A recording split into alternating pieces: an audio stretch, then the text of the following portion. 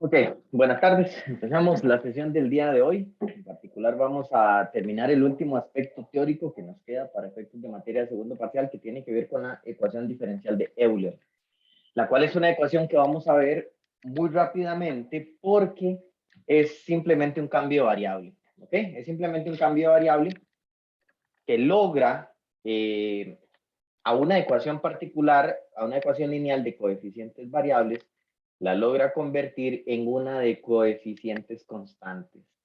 Y luego que ya la tiene de coeficientes constantes, usted aplica toda la teoría anterior. La ecuación de Euler tiene esta forma particular, la ecuación de Euler de orden n. La característica es que es de coeficientes constantes, pero no cualquier tipo de coeficiente, sino que tienen que ser potencias, los coeficientes variables, hay coeficientes variables, pero no cualquier tipo de coeficiente, sino que tienen que ser potencias de x en el que el exponente de la potencia coincide con el orden de la derivada a la cual está acompañando. Si aquí es derivada de orden n, entonces tiene que haber un x a la n a la par. Dicho ya en casos particulares, entonces la derivada de orden 5 tiene que tener un x5 a la par, un x a la 5. El de la derivada de orden 4 tiene que tener un x a la 4 y así. ¿Ok? Y pues obviamente lo que está aquí ya son números, o sea, tiene derecho a haber números, pero no pueden haber, por ejemplo, coeficientes que dependen de y o que no cumplan esa característica que le estoy diciendo. Por ejemplo, si yo le digo a usted, escriba una ecuación de Euler de orden 3, entonces tendría que ser algo como un número, el que quieras, x a la 3, tenemos un número x a la 3 acompañando la tercera derivada, más un número ahí, el que quieras, x a la 2, derivada de orden 2. Un número el que quiera, acompañando a x y a la derivada de orden 1. Y luego, finalmente, digamos, por ejemplo, un 3y igual a una función cualquiera, por ejemplo, seno de x. Esta que le acabo de poner aquí es un caso particular de una ecuación de Euler de orden 3. Entonces, uno fácilmente, o sea, son de esas cosas que de teoría que uno rápido le dice a los estudiantes y los estudiantes rápido lo entienden. Así de sencillo. ¿Ok? Y decir, bueno, profe, ¿y qué se hace con este tipo de ecuaciones? Bueno, lo que se hace con este tipo de ecuaciones es aplicarle un cambio de variable muy conveniente que me la va a convertir en una de coeficientes constantes. Entonces, voy a agarrar el caso particular de la de Euler de orden 2 para que usted vea la metodología que se sigue. Y en realidad, si usted me entendió la metodología para una de orden 2, la entendió para orden 3, orden 4, para todos los demás órdenes. Obviamente, entre el orden más alto sea, pues más cálculos hay que hacer. Pero bueno, en la ecuación de Euler ya es conocido que primero usted la identifica y luego el cambio de variable que usted va a aplicar es tomar sea x igual a e a la z. Esto es un cambio de variable en el cual la ecuación diferencial, la original, la variable independiente es la x y la dependiente es la y. ¿Ok? Esa es la ecuación original.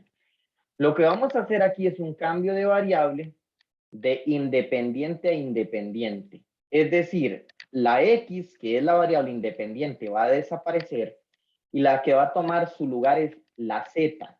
Es decir, z va a ser la variable independiente de aquí en adelante. En este cambio, el que no cambia es la variable y, que originalmente es la dependiente y depende de x, y ahora va a seguir siendo la dependiente, pero más bien va a depender de z. ¿Ok? Así es el asunto.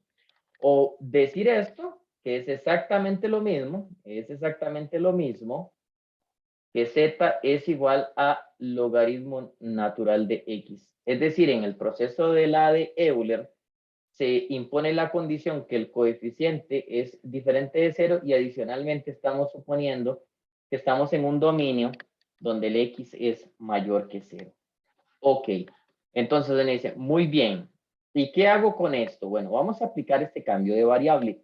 Y esto lo que yo voy a hacer es hacer una prueba general De tal manera que usted vea que si yo agarro esta ecuación general, la voy a convertir en una de coeficientes constantes. Y si me funciona en general, significa que obviamente va a funcionar para todos los casos particulares. Entonces, ¿qué es lo que vamos a hacer en primera instancia? Lo que vamos a hacer en primera instancia es derivar. Entonces, yo tendría que la derivada de x con respecto a z sería igual a e a la z. O sea, lo que dice aquí, pues suponer que x es función de z, porque x es igual a e a la z, entonces que x es función de z, y estoy derivando a ambos lados con respecto a z. Entonces quedaría de x de z es igual a e a la z. O lo que es lo mismo, esto es exactamente lo mismo que la derivada de z con respecto a x es igual a e a la menos z. Es exactamente lo mismo. Tenés dos formas de ver esto. Piénselo. Es, en realidad, en el fondo, o sea, hay un pequeño abuso en lo que yo voy a decir, pero no es mayor pecado. Es como si yo le hubiera dado vuelta a esto. Y es que hay un teorema que se llama el teorema de la derivada de la inversa. ¿Okay? Entonces, básicamente, lo que dice ese teorema es que si yo tengo la derivada de y con respecto a x, yo puedo decir que esto es 1 entre la derivada de x con respecto a y. Vea que este resultado lo que hace es invertir el orden de cuál es la variable dependiente y cuál es la independiente. ¿Ok? Entonces, en el fondo, tiene sentido como que yo le hubiera dicho a usted que le dé vuelta a los diferenciales. Tiene cierto sentido que uno diga eso, ¿ok? Entonces, el punto es que si yo le doy vuelta aquí, pues también le doy vuelta aquí. Eso es una forma de entenderlo.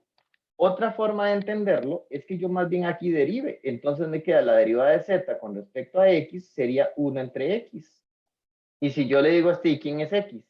X es e a la z. Entonces sería 1 entre e a la z y esto es igual a e a la menos z. Y como puedes notar, aquí acabo de justificar que la derivada de z con respecto a x es e a la menos z, que es exactamente lo mismo que le estaba diciendo a este otro lado. Así que no era mayor pecado. Ok, entonces ya yo tendría nuestro primer resultado importante. Nuestro primer resultado en esta justificación es que la derivada de z con respecto a x es esto. Eso es nuestro primer resultado. Obviamente tenemos que tener a mano completamente que este es el cambio de variable que yo estoy aplicando y que ese cambio es equivalente a este que está aquí. La segunda etapa fundamental en este proceso, esta es como la primera etapa. La segunda etapa, vamos a ponerle aquí un 1, y ahora le voy a decir la segunda etapa. La segunda etapa en este proceso es cambiar las derivadas. Y me dice, profe, ¿a cuáles derivadas se refiere? Me refiero que aquí usted tiene a y', y este y' de x es la derivada de y con respecto a x. Y resulta que esa derivada, como ya x va a irse, x va a desaparecer de la ecuación, entonces eso se desaparece con la regla de la cadena, diciendo que la derivada de y con respecto a x sería la derivada, se lo voy a poner hasta con los mismos colores, sería la derivada de, ajá, ¿y qué variable voy a incorporar en la regla de la cadena? Sería la derivada, vamos a ponerlo con color moradito, sería con respecto a z por la derivada de z con respecto a x. ¿Ves? O sea, es incorporar a la regla de la cadena.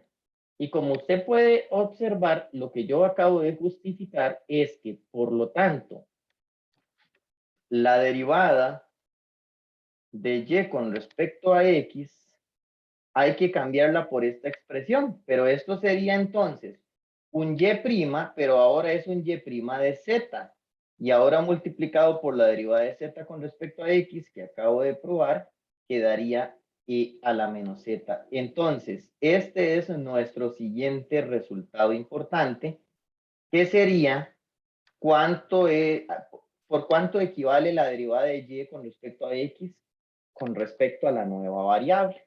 Ajá. Entonces, es cambiar, ese es el paso que sigue, cambiar la derivada de primer orden. ¿Cuál va a ser mi paso 3? Ahora es razonar de la misma manera, pero ahora tengo que cambiar la derivada de segundo orden, porque la derivada de segundo orden también aparece por acá. Entonces, ahora, ¿a quién debo cambiar? A la derivada de segundo orden. Pero la derivada de segundo orden es, ponga mucha atención para no perderlo, la derivada de segundo orden sería la derivada con respecto a x de la derivada de y con respecto a x. Es la derivada de la derivada. Pero usted me dice, profesor, pero suave en toque. Esta es esta. Correcto, yo le digo, tiene toda la razón. Entonces, usted me va a decir que esto es la derivada con respecto a x. Lo que acabo de pasar es la derivada que quedó afuera. Y me dice, ¿y la de adentro? Me dice, ya, y la de adentro la voy a cambiar por y' de z por e a la menos z. Y aquí es el momento en que usted me dice, ok, profesor, ya le entendí. Porque lo que hizo fue cambiar el de y de x, lo cambió por esto, que era la derivada de primer orden. Pero si yo le digo a usted, ejecúteme esta derivada, usted puede decir, es que, profe, no me calzan las variables, porque vea que aquí afuera es la derivada con respecto a x y esto quedó dependiendo de z. Correcto. Entonces, ¿qué proceso sigue? Volver a aplicar la regla de la cadena para que las derivadas le coincidan. Así que ponga mucha atención lo que voy a hacer aquí para no perderle. Lo que voy a hacer en este momento es copiar otra vez la expresión, pero vea lo que voy a hacer. Lo que voy a hacer ahora es quitar este de aquí y lo cambio por un dz. Y multiplico por quién para no alterar. Multiplico por quién. Por el dz que acabo de colocar sobre azul, sobre dx. Eso que acabo de hacer es simplemente volver a aplicar la regla de la cadena. O sea, volví a aplicar la regla de la cadena. La derivada con respecto a x la calculé con respecto a z y para no alterar se multiplica por la derivada de z con respecto a x. El proceso que acabo de hacer aquí es exactamente el mismo que hice aquí arriba. Nada más que arriba pues la notación estaba más pequeñita, entonces se vio como más limpio. Aquí pues simplemente es un poquitico más grande, pero lo bueno de esto es que ahora esta derivada usted sí me la puede ejecutar porque ahí la variable sí coincide. Entonces, si yo le digo a usted, ayúdeme a calcular esta derivada, usted inmediatamente me dice, vea, ponga paréntesis porque esto es la derivada de un producto. La derivada de la primera quedaría y segunda de z. Quedaría y segunda de z. Por la segunda sin derivar. Ahora, la derivada de la segunda, vea que es la derivada de e a la menos z. La derivada de e a la menos z es e a la menos z por menos 1. Tira un menos 1 por la derivada del exponente. Entonces, lo que me queda es menos y' de z por e a la menos z. ¿Ok? Ya calculé la derivada del producto. Y este de z de x vuelve a ser e a la menos z. Vuelve a ser e a la menos z. Nótese que ya tengo una equivalencia. La voy a escribir. La equivalencia es que, por lo tanto, la derivada de segundo orden con respecto a x es equivalente a esta expresión que está aquí.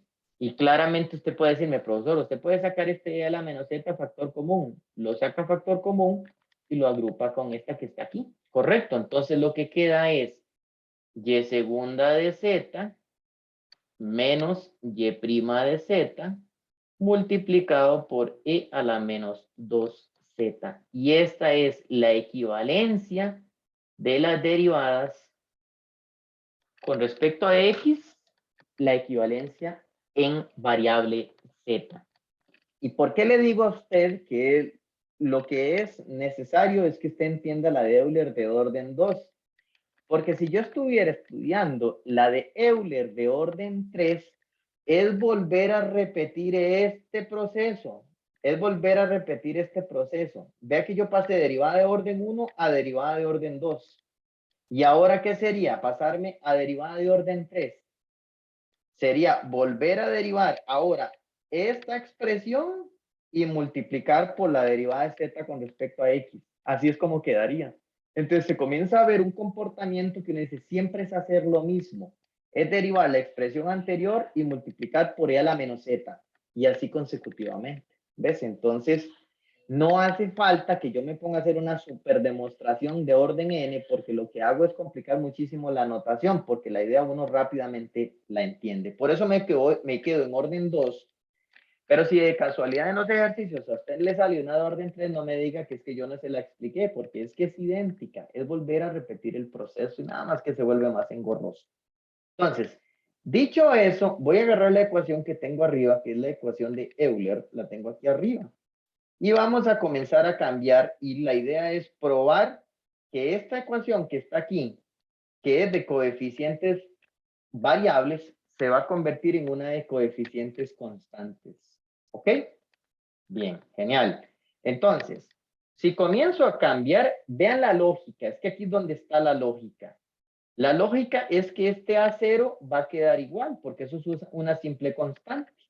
Ok, ahora la pregunta es, ¿por quién cambio el x al cuadrado? Recuerde que el x es e a la z. Por lo tanto, al elevar al cuadrado a ambos lados, lo cambiaría por e a la 2z. Y ahora, ¿por quién cambio este y segunda? Ese y segunda tendría que cambiarlo es por esta expresión que está aquí. Y de hecho, cuando usted lo vea, usted va a decir, no, profesor, ya entendí la idea del por qué ese cambio de variable funciona. Recuerde que, ponga mucha atención a lo que le voy a decir, que esta parte que era la variable me genera esta expresión. Y cuando yo calcule la derivada de segundo orden, lo que queda es la misma expresión con exponente negativo. Entonces, esta expresión con esta se cancelan. Por ese motivo es que la variable, el exponente de la variable x tiene que coincidir con el orden de la derivada para que me salga el e a la 2z y el e a la menos 2z. ¿Ok? En una de orden 3 va a salir e a la 3z, e a la menos 3z y se cancelan. Por eso es que el orden tiene que coincidir. Eso es todo, no hay ninguna magia. ¿Y cuál es la ventaja al hacer esto? En el momento que usted me cancela este y este, usted en el fondo ya está cancelando la x y por lo tanto desaparece el coeficiente que era variable. Yo creo que con eso ya se entendió perfectamente la idea, porque ve que ahora sigue el a sub 1, ahora estoy cambiando aquí, el a sub 1. Ahora sigue la x, que la cambio por e a la z. ¿Y por quién cambio el y'? Pues el y' lo cambio por esta expresión que está por acá. Ajá. Y como usted puede ver, pues ahora vuelve a pasar lo mismo con toda la lógica del mundo. Ahí estoy cancelando la x, estoy cancelando el coeficiente. Y pues listo, porque ahora, ¿qué es lo que sigue? Más un a sub 2, que es este a sub 2 de aquí, por y, pero ahora y lo estoy viendo como función de z. Y esto sería un f que ahora pues va a depender de quién. Pues ahora va a depender de, ya no de x, sino que va a depender de z. De hecho, va a depender específicamente de e a la z, ¿no? Porque como x es e a la z, esto lo que quiere decir es que el término que yo tengo aquí a la derecha, todas las x, ya, o sea, ya hago un ejercicio particular, eso va a ser un coseno de x, cosas así. Entonces la x hay que cambiarla por e a la z, ¿ok? Y pues teniendo eso, usted puede ver que ya la ecuación que queda, como el A0, el A1 y el A2 son constantes, es clarito, clarito que la ecuación que me está quedando es de coeficientes constantes. O sea, yo creo que aquí es claro que esa es de coeficientes constantes. Entonces, ¿cuál es la buena noticia? Que de ahí en adelante usted ya resuelve la homogénea de coeficientes constantes, ya esa técnica la tiene, y luego busca la solución particular. La solución particular se hace ya sea con coeficientes indeterminados o con la técnica de variación de parámetros. ¿Depende de qué? Depende de la función que me quede aquí a la derecha. Si la función que me queda a la derecha admite coeficientes indeterminados, lo hago con esa técnica porque es muchísimo más rápido que la variación de parámetros. Y bueno, esto que usted acaba de ver, lo que acaba de ver aquí, es la copia fiel de lo que hay que hacer siempre, siempre. Por eso, por ejemplo, de hecho, yo lo que hice fue agarrar, porque voy a hacer cierta manipulación de los ejemplos para no perder mucho tiempo en esto, ¿ok? No tiene sentido que yo la de coeficientes constantes que me queda la resuelva hasta el final porque sería redundar con la materia que ya expliqué. Entonces yo lo que hice fue agarrar los encabezados de los 3 ejemplos que están resueltos en el folleto. ¿Con qué intención? Con la intención de contarle a usted un poco la lógica de por dónde va el asunto. Y cuando ya me sale la de coeficientes constantes, ya esa para qué yo la voy a resolver. Si usted quiere, resuélvala como ejercicio para que repase la materia vieja. ¿Y por qué escogí esta del folleto? Porque como están resueltas, entonces cuando usted está resolviendo si se pega en algo, entonces va y se fija en el folleto. Esa fue la intención de haber no escogido ejercicios nuevos, sino que agarrar los que están resueltos en el folleto para que usted, si quiere, lo usa como medio de repasar y si se pega en algo, pueda ver apoyarse en el folleto. Pero bueno, primero que todo, note que esta ecuación fijo es de Euler, por lo que le acabo de decir. Vea que aquí las potencias de X coinciden con el orden de la derivada en todos los casos. Así que se ve que esto es una de Euler de orden 2. No tiene sentido que yo vuelva a hacer el proceso. De hecho, este proceso que yo le acabo de explicar a usted es el proceso general. Entonces, si una persona está resolviendo esta de este lado, adivine qué tiene que hacer. Eso. Entonces, ¿es siempre lo mismo? Sí, siempre lo mismo. ¿Para qué voy a volver yo a hacer eso? Todo eso, sinceramente, es perder tiempo. Ya todo eso es perder tiempo. Si ya lo hice, ya usted me lo entendió, entonces, ¿para qué pierde tiempo? ¿Ok? Entonces, ya ahora, ¿qué es lo que uno hace? Simplemente agarra la ecuación. Vamos a recortarla para quedarme propiamente con la ecuación. Usted agarra la ecuación, ¿ok? Y vuelve a hacerlo de hace rato, digo yo, para no sentirme tan mal como que uno diga es que se brincó todo y lo que hizo fue aplicar una fórmula. Voy a volver a hacerlo de hace ratos. Entonces, recuerde que el cambio variable es x igual a e a la z. Entonces, este me quedaría e a la 2z. La segunda derivada la cambio por esto. Entonces, copy y pegue. Aquí está. Ajá, ok, perfecto. Luego, más 5 veces x, que es e a la z, por el y'. El y' es este que está aquí arriba. Ok, me lo traigo. Péguelo ahí. ¿Qué sigue? Más 4 veces y. Bueno, más 4 veces y, perfecto. ¿Igual a qué? ¿Este por quién lo cambio? Sería 16e a la 2z. Menos, recuerde que este cambio es x igual a e a la z, o lo que es lo mismo, z igual al logaritmo natural de x. Entonces, este logaritmo natural de x lo cambiaría por 8 veces z. Y por lo tanto, estoy obteniendo una ecuación. ¿Cuál ecuación? Nótese que este se cancela con este. Este se cancela con este. Por lo tanto, nótese que este y este ahora sí son semejantes. Vea que me queda un menos y' de z. Y allá me va a quedar un 5y' de z. Los agrupo. Entonces, lo que me queda es la ecuación diferencial y segunda de z más 4y' de z más 4 veces y igual a 16e a la 2z menos 8z.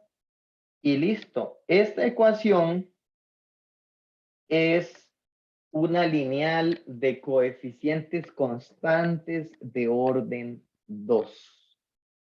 Entonces, de aquí en adelante, era aquella historia eterna de que agarrábamos la homogénea, es decir, esto igualado a 0, esa parte igualada a 0, montábamos la característica, sacábamos los ceros, buscábamos la solución de la complementaria. Teniendo la solución de la complementaria, uno ya se pasaba a buscar una solución particular. La solución particular de este ejercicio en particular, valga la redundancia, note que esto que está aquí forma parte de las funciones que uno acepta para poder hacer coeficientes indeterminados. Así que este ejercicio, usted perfectamente lo resuelve con coeficientes indeterminados para buscar la solución particular. Se puede hacer con coeficientes indeterminados. Entonces, este ejercicio es completamente redundante con la teoría de los videos anteriores y por eso ya yo le digo aquí que le estoy aportando muy poco.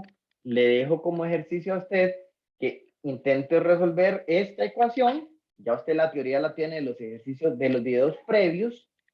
Y si usted se va pegando en el proceso, pues entonces se puede apoyar con la solución del folleto porque ahí está toda la solución ampliada. Nada más como una recomendación, tenga mucho cuidado. ¿Por qué tenga mucho cuidado? Porque vea que aquí la variable, aquí ya no hay X, todo es con Y y Z. Entonces, ¿a qué me refiero a eso? Le voy a hacer un comentario muy rápido. Digamos que usted llega, esto es nada más un comentario de cultura general para que se me ubique. Usted escribe entonces y segunda, porque lo que seguiría es resolver la homogénea, ¿verdad? Sería esa, igual a 0. Y de aquí usted monta en operadores es d cuadrado más 4d más 4 aplicado en y igual 0. Y esto es d más 2 al cuadrado aplicado en y igual 0. Viendo de aquí, observamos que los ceros de la característica es el menos 2 y está repetido 2 veces. Entonces, ¿quién sería la solución de la complementaria?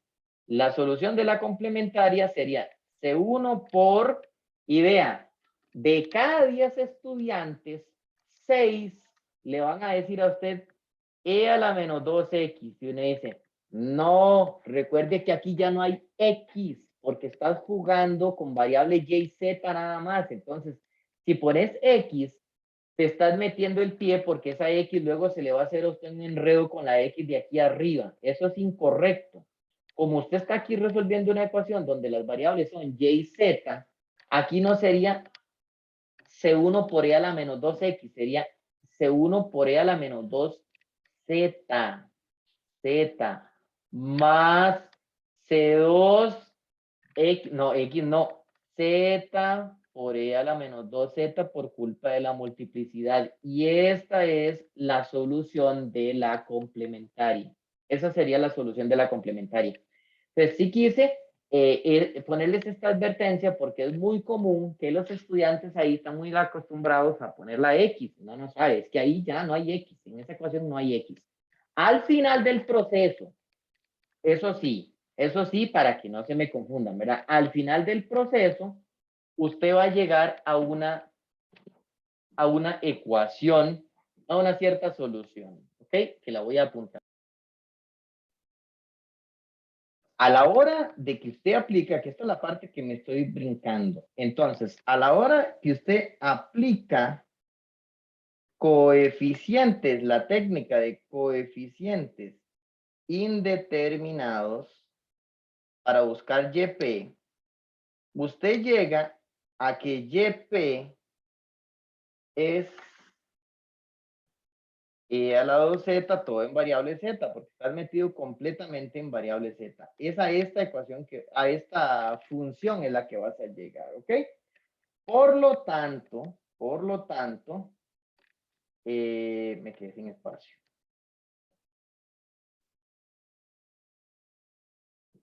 Por lo tanto, ¿cuál sería la solución general en variable Z? Sería y de Z es igual a esta expresión que está por acá. Ajá. A esa expresión que está por ahí hay que sumarle la solución particular, que es lo clásico que ya yo les expliqué. Hay que sumarle la particular. Y la particular es esta. Entonces, para mí, pues, ¿para qué me lo apuntó? Si ya yo sabía que era así, que a la complementaria había que sumarle la particular. Sí, pero es que hay que hacer una etapa final, como cuando usted calcula integrales en cálculo diferencial por cambio de variable. Yo hice un cambio de variable, resolví la ecuación con el cambio de variable. ¿Y qué tengo que hacer al puro final?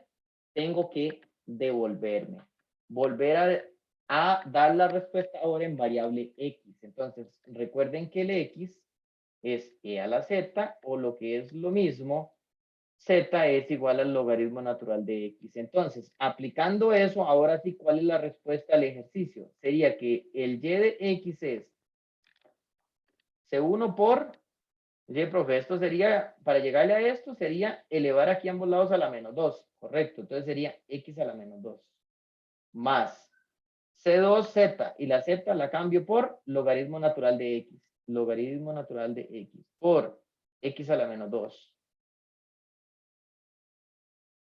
Ajá. Más, este la cambiaría por X al cuadrado.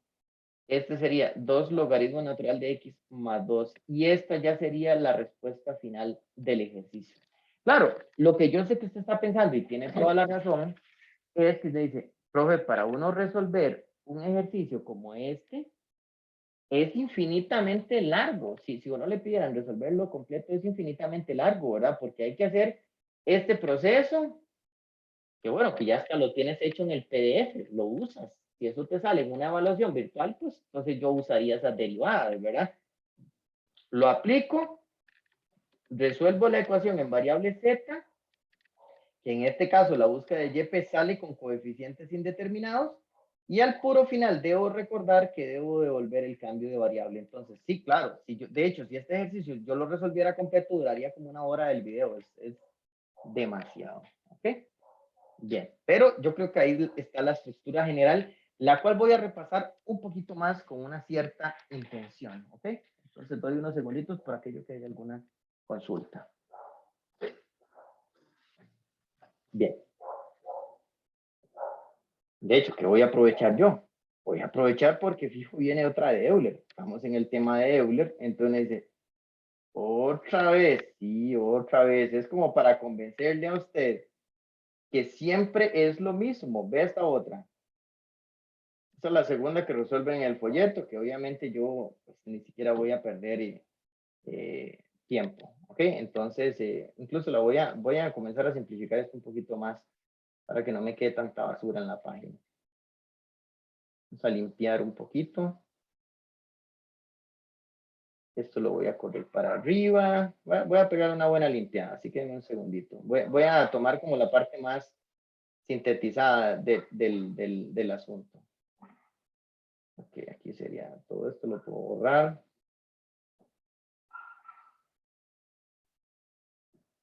Y esto lo subo para no jalar tanta basura, ¿verdad?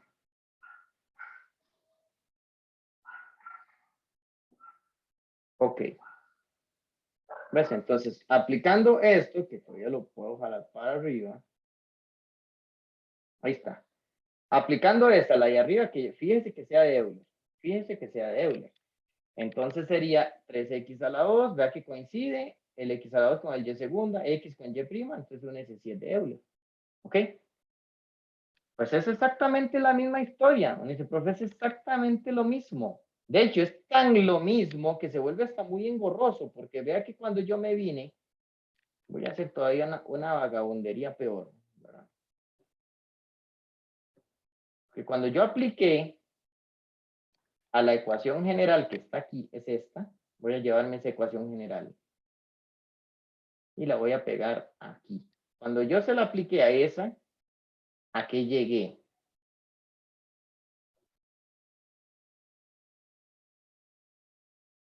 Llegué a esta. Llegué a esa.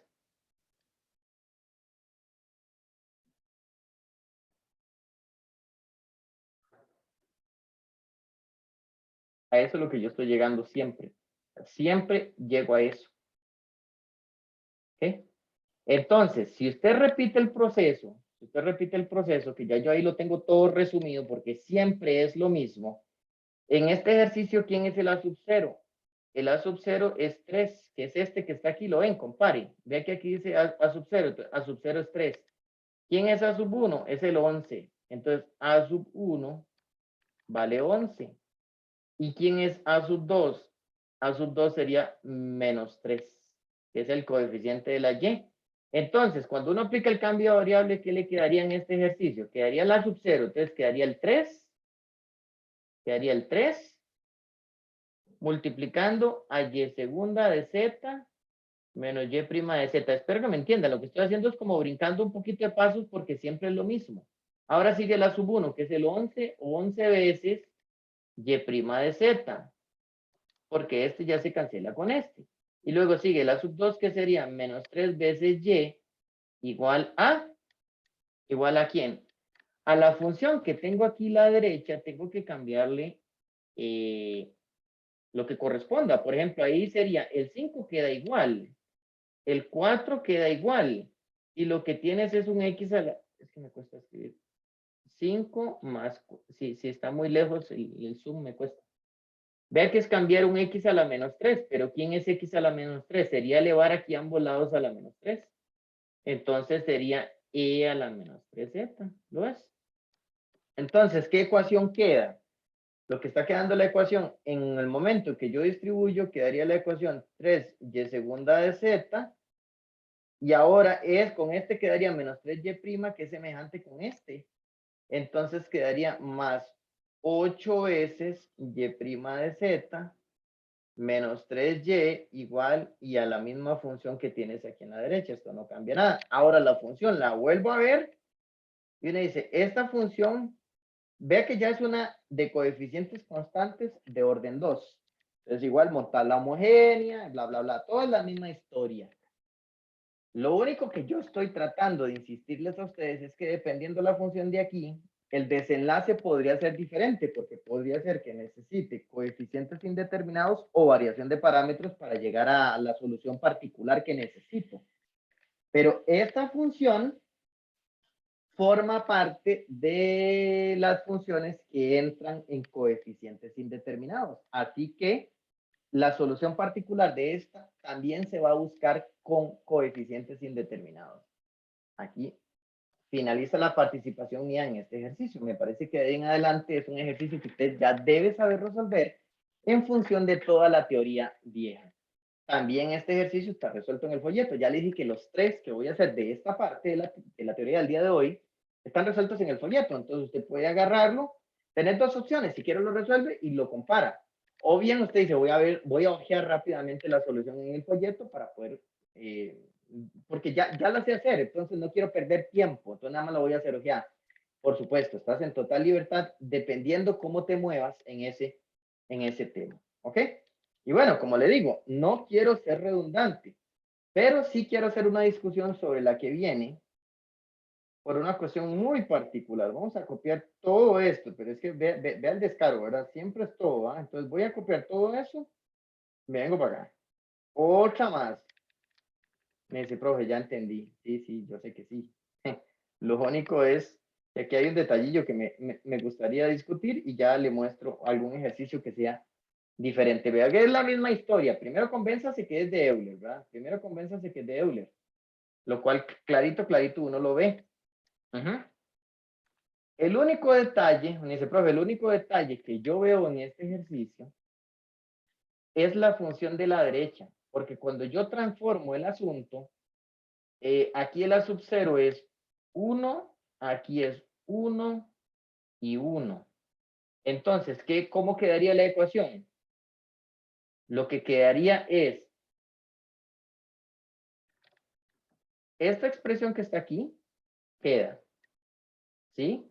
Luego, ¿qué sigue? Queda más y' de z, más y de z, igual a, de hecho, incluso nótese que el y' de z se cancela con el y' de z.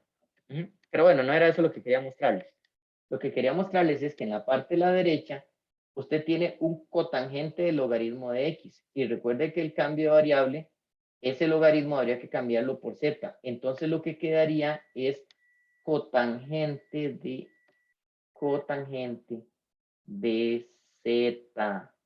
Y al ser cotangente de z, me está quedando una ecuación, me está quedando y segunda de z más y de z igual a cotangente de z. Pero resulta que esta que está aquí es una ecuación de coeficientes constantes, pero para buscar la solución particular, esta función no está en la lista que admite coeficientes indeterminados. Así que esta es un ejercicio que para buscar el YP hay que hacerlo con variación de parámetros, que fue la última materia que expliqué en el video previo. Es lo único que quería mostrarles en este ejemplo. Es la única diferencia, que hay un desenlace diferente, porque el YP hay que buscarlo con otra cosa, o sea, hay que buscarlo con variación de parámetros, ¿ok? Entonces, bien. Voy a dar unos segunditos por aquí hay alguna pregunta.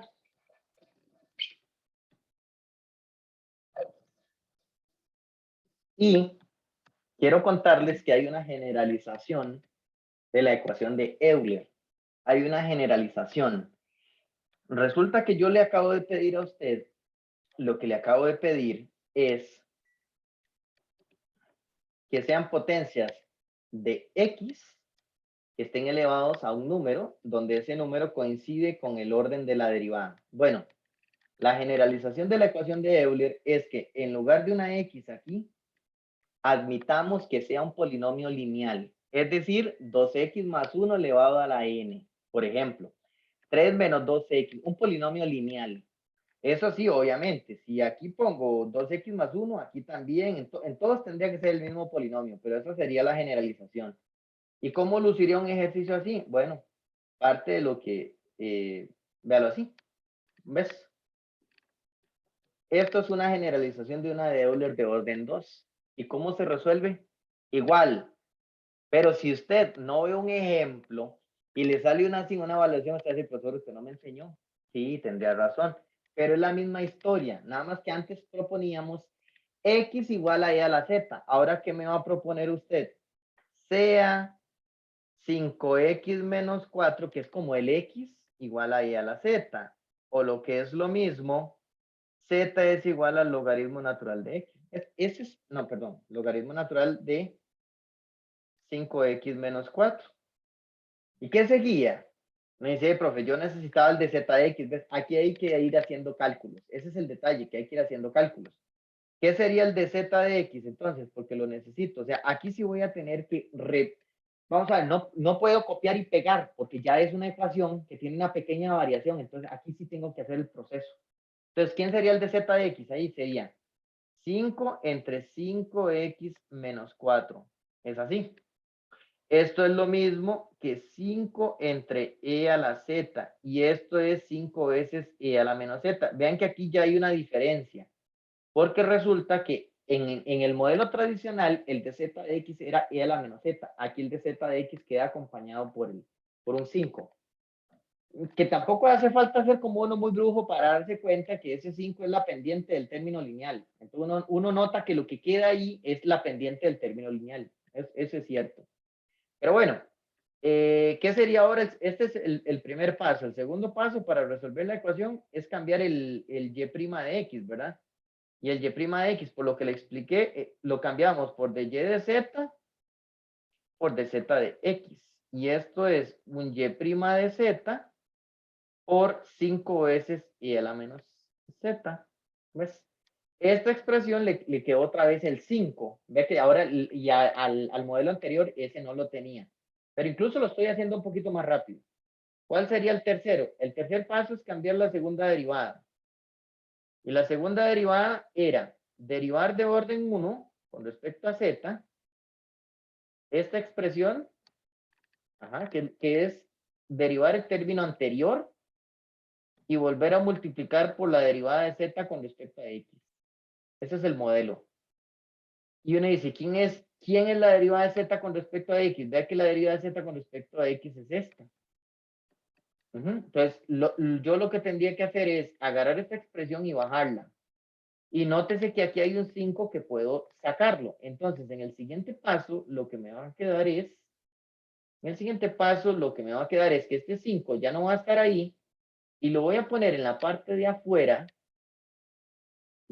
Permítame para acomodarme, lo voy a poner en la parte de afuera como un 25e a la menos z. ¿Por qué? Porque esta expresión ya traía un 5 y el 5 que estoy sacando del paréntesis sería 5 por 5, 25. ¿Ves? Entonces, el proceso es demasiado idéntico, pero sí comienzan a aparecer ahí ciertos numerillos. Entonces hay que ir haciendo los cálculos por culpa de esos numerillos. Igual, como le digo, tampoco hay que ser muy brujo como para no decir, profe, aquí me quedó, era la pendiente, que digamos que es m, y aquí lo que le queda a uno es m cuadrado. Sí, sí, sí. ¿Ves? Uno comienza a ver como un comportamiento. Entonces tampoco es así como que uno diga, en realidad yo hasta podría reciclar este procedimiento. Sí se ve muy similar. Entonces uno sigue ahí jugando. ¿Esto qué sería? Ahora sería la segunda derivada, y segunda de z por y a la menos z, menos y' de z por y a la menos z, multiplicado por 25 veces y a la menos z. Y esta cosa, sacando el factor común, haciendo lo mismo, sería y segunda de z, menos y' de z, y eso por 25 y a la menos 2z. Entonces, todo es muy idéntico, demasiado idéntico. Ahora esto lo aplico aquí. O sea, es exactamente la misma idea. Exactamente la misma idea.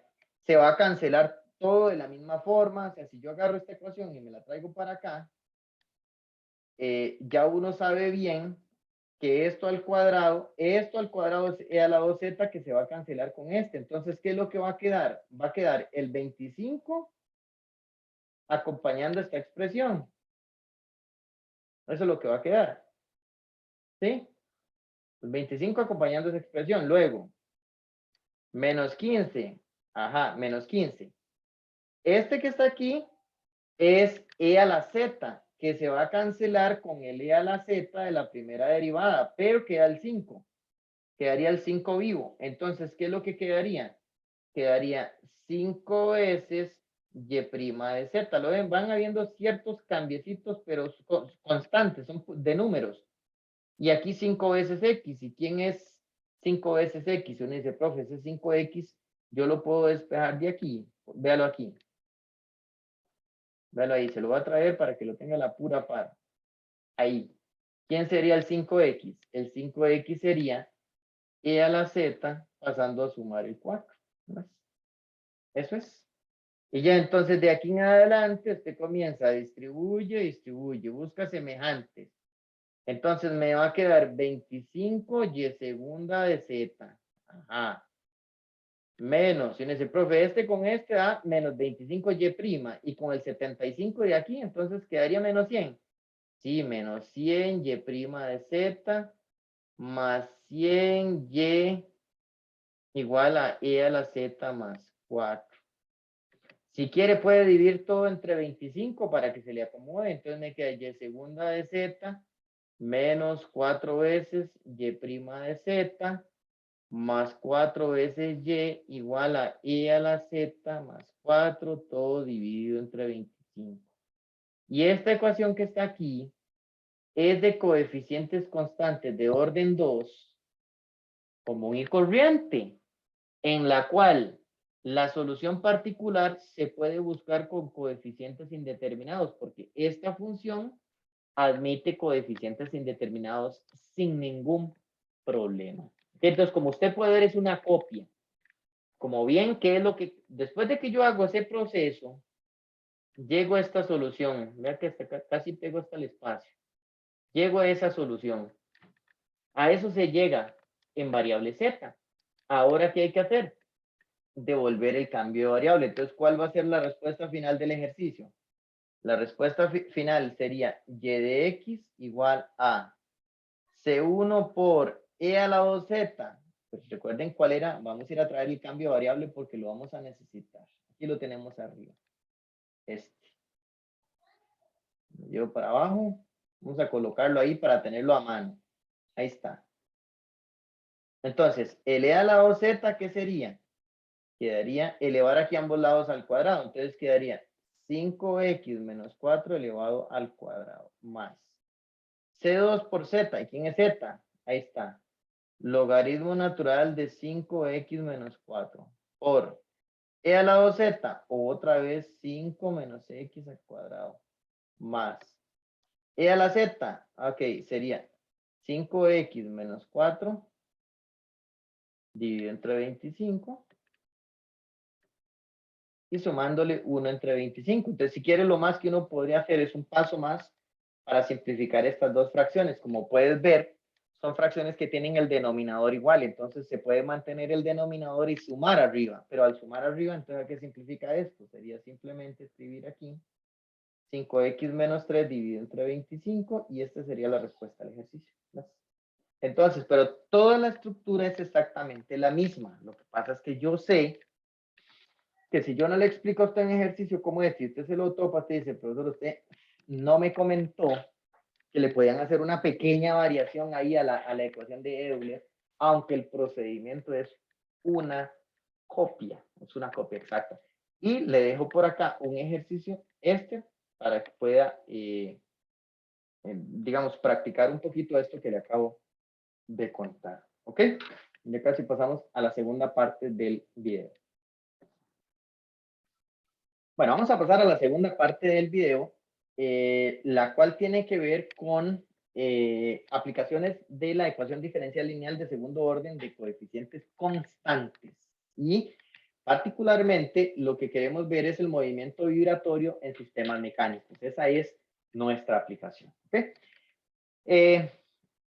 El modelo clásico, aquí tengo el modelo clásico que tomé igual del material donde siempre nos apoyamos, que es el diagrama del resorte vibrante. O sea, asuma que usted tiene un cierto soporte en el cual tiene fijado un resorte, y ese resorte, el cual parte de las suposiciones, en todo esto siempre hay suposiciones, entonces lo que suponemos es que el resorte es suficientemente delgado, ¿okay? De tal manera que el peso del resorte en sí no sea tan significativo, ¿ok? Ya obviamente, si usted comienza a agregar más variables que el grosor del resorte y cosas así, entonces ya pues el modelo variaría un poquito. Pero bueno, vamos a suponer eso. Yo tengo ese resorte, en su posición completamente, lo tengo guindando y está en su posición de equilibrio. Yo voy a agarrar ese resorte y le voy a guindar un cierto peso, W, hasta que ese peso se estabilice. Entonces, el resorte se me va a estirar, evidentemente, él se va a estirar y voy a llegar a lo que se llama la posición de reposo, que esa va a ser mi posición de reposo. Que ya aquí estaba, el resorte estaba como en reposo antes de ponerle el peso. ¿Ok? Ahora voy a tener una nueva posición, que es la que normalmente se denota como la posición de reposo, es cuando ya el peso queda en reposo, después de que se estabiliza el resorte.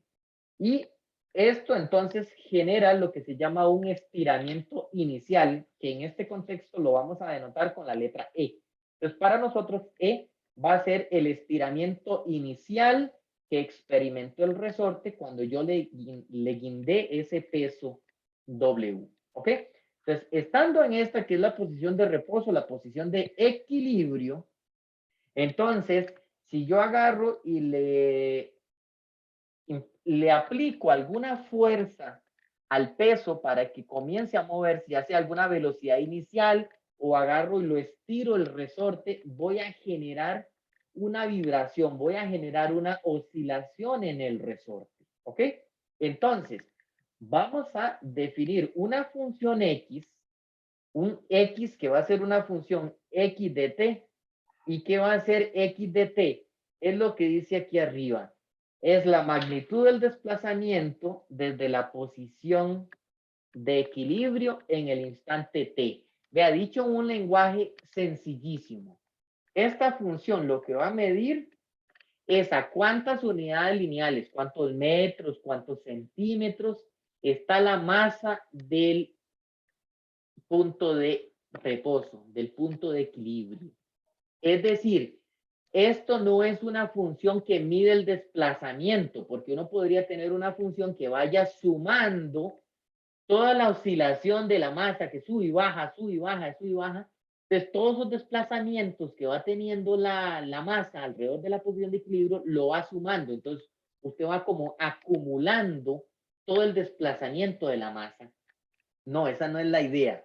La función x de t, en buen español, lo que le da a usted es a cuánta distancia está del punto de equilibrio. Entonces, por ejemplo, para darte una idea, digamos que yo lo estiré y lo bajé aquí 5 metros. Entonces, significa que en un cierto instante el X de t vale 5 metros. Vale 5. Ajá. Pero luego el resorte se encoge por la restauración, la fuerza de restauración del resorte, él va a jalar, va a tender a devolver el peso a su posición de equilibrio. Así que en algún momento el peso sube y ya pasa por acá. Bueno, cuando pasa por acá, el X de t vuelve a valer 0. Me explico, porque el X de t lo que dice es a cuánta distancia está la masa del punto de equilibrio. Por lo tanto, cada vez que esa masa pasa por el punto de equilibrio, el X de t vale 0. ¿Okay? ¿De acuerdo? Si yo digo, por cierto, hay que definir algún sistema de referencia. Lo clásico es lo siguiente. Bueno, aquí como estoy pensando en un resorte vibrante que está guindando, pero los resortes no siempre tienen por qué estar guindando. O sea, los resortes no tienen por qué ser siempre verticales, podrían estar horizontal. Entonces, tal vez aquí hablan que la dirección negativa es hacia arriba y que la dirección positiva es hacia abajo. A mí me gustaría que evitemos esa terminología, no hablemos de arriba y abajo. Hablemos que cuando el resorte se comprime es la dirección negativa, que aquí coincide que es hacia arriba, ¿de acuerdo? Y cuando el resorte se estira, entonces él va hacia la dirección positiva. Entonces pensemos no en arriba y abajo, sino en comprimir o estirar. Y así entonces a mí no me importa si el resorte está horizontal o si está vertical. Eso para que no se me enreden, ¿ok? Bueno, ok. Entonces, dicho eso, lo que vamos a tener es esta función x de t que mide a cuánta distancia del punto de equilibrio se encuentra la masa. Bueno, y alrededor de los resortes, fijo usted, la ha visto en física, está la ley de Hooke. ¿Okay? La ley de Hooke, lo que me dice básicamente, lo podemos leer ahí, dice que la fuerza ejercida por un resorte tendiente a restaurar el peso W a la posición de equilibrio es proporcional a la distancia a la que está el peso de la posición de equilibrio. Es decir, dicho de otra manera mucho más sencilla, es que la fuerza de restauración del resorte es proporcional al estiramiento. Entre más estira el resorte, entre más usted lo estira, él jala más duro. Entre menos usted lo estira, él jala más suavecito. Entonces, la fuerza de restauración, que es una fuerza natural, es una fuerza natural intrínseca de todo resorte, es la que tiende a hacer al resorte a devolverse a su posición original, a su posición de equilibrio. Eso es la fuerza de restauración. Y se define entonces proporcional al alargamiento. Entre más alargamiento haya, más grande es la fuerza. Por ese motivo, es que la fuerza de restauración se define de esta manera. ¿Qué es lo que dice aquí? La fuerza de restauración es proporcional al alargamiento. ¿Y por qué este menos? Porque ella se opone al movimiento. Ella tiende, la fuerza de restauración lo que trata es que el sistema vuelva a la posición de equilibrio. Entonces es una fuerza opuesta al movimiento. Por ese motivo es que se pone un menos. Y a la constante que está por acá, que ustedes fijo la han super escuchado porque esta aplicación la han visto un montón de veces en física, es lo que se llama la constante del resorte. Y cada resorte, dependiendo, tiene su constante, ¿ok? Y normalmente la constante del resorte en nuestros problemas, que nuestro curso es un curso teórico, no es un curso de laboratorio, pues entonces a nosotros nos tienen que o dar la constante del resorte o nos tienen que decir cómo encontrarla. ¿Me explico? Pero ya en la vida real, pues los físicos tienen sus pruebas de laboratorio, ciertos experimentos para poder saber a un resorte específico qué constante le toca. ¿Me explico? Eso se hace en laboratorio. Nosotros no hacemos esa parte. Lo que hacemos es suponer que la constante ya la conocemos y ya montamos nuestro modelo y lo resolvemos y todo lo que usted quiera. ¿Ok? Bueno, entonces, lo primero que yo voy a analizar es propiamente la fuerza es que aquí pasa algo muy, muy interesante. Lo que voy a hacer es analizar un momento la fuerza de restauración cuando él está en la posición de equilibrio. O sea, usted llegó y le guindó el peso W al resorte y el resorte se estiró.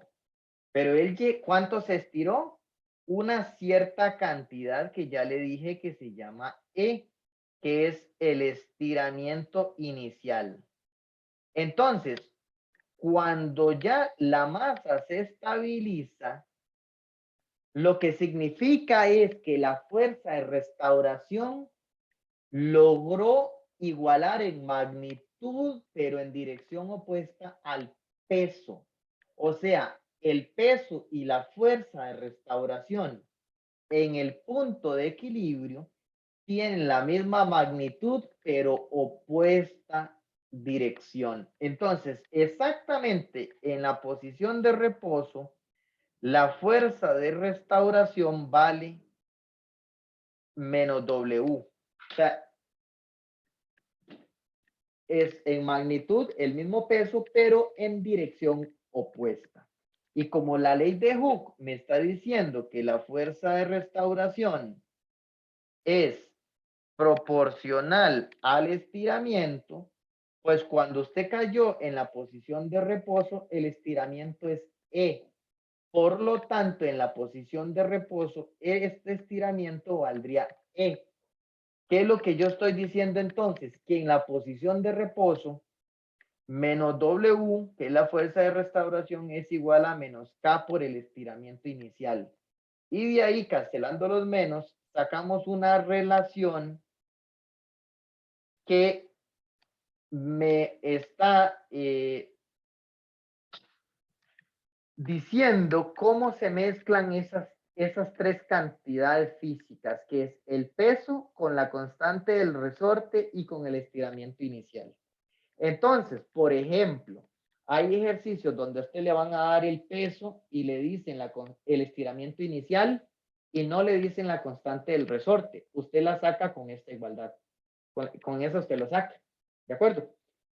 Entonces, por eso le digo, y si no me dan el estiramiento inicial, entonces o sea, si no me dan el estiramiento y el peso, ya me tendrían que dar la constante del resorte, ¿verdad?